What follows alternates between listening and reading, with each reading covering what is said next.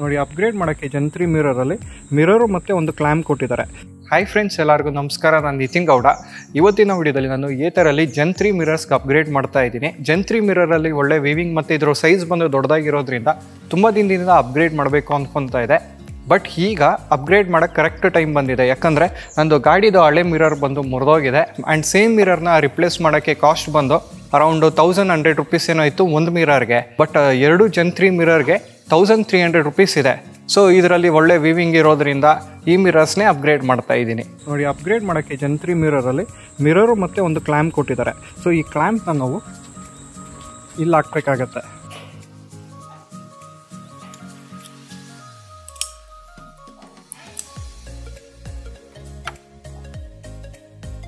ಗಾಡಿನ ಬೀಳ್ಸಿ ಇದು ಮುರಿದೋಗಿರೋದು.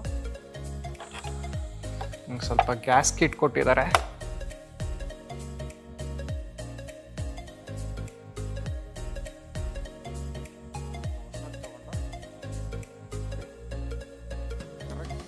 ಪರ್ಫೆಕ್ಟಾಗಿ ಮ್ಯಾಚ್ ಆಗಿದೆ.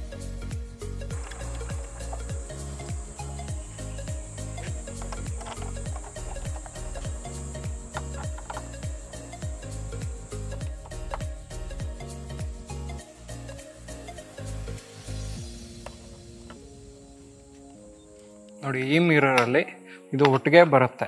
ಇದರಲ್ಲಿ ಜಂತ್ರಿ ಮಿರರಲ್ಲಿ ಇದನ್ನು ನೀವು ಹೆಲೆನ್ ಕೀಯಿಂದ ಓಪನ್ ಮಾಡಿ ಅಡ್ಜಸ್ಟ್ ಮಾಡ್ಕೊಬೋದು. ಈಗ ಇದನ್ನು ಹಾಕ್ತೀನಿ. ಈ ಕಡೆದು ಪರ್ಫೆಕ್ಟಾಗಿ ಫಿಟ್ ಆಗುತ್ತೆ.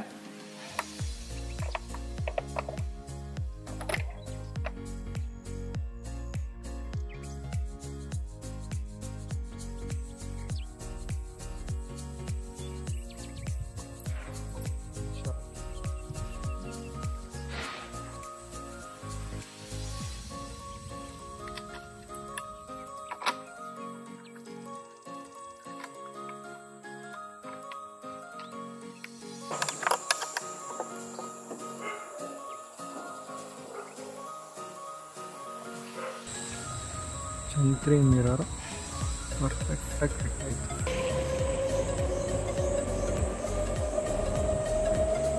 ನೋಡಿದ್ರಲ್ಲ ಹಳೆ ಏತರ್ 450 ಮಾಡಲಲ್ಲಿ ನಾವು ಮಿರರ್ನ ಯಾವ ರೀತಿ ಅಪ್ಗ್ರೇಡ್ ಮಾಡ್ಬೋದು ಅಂತ. ಈ ವಿಡಿಯೋ ನಿಮಗೆ ಇನ್ಫಾರ್ಮೇಟಿವ್ ಆಗಿದ್ರೆ ಒಂದು ಲೈಕ್ನ ಕೊಡಿ. ಇದೇ ಥರ ಕನ್ನಡದಲ್ಲಿ ಟೆಕ್ ವಿಡಿಯೋಸ್ಗಾಗಿ ಟೆಕ್ಕಿಗನ್ನ ಸಬ್ಸ್ಕ್ರೈಬ್ ಆಗಿ. Thanks for watching.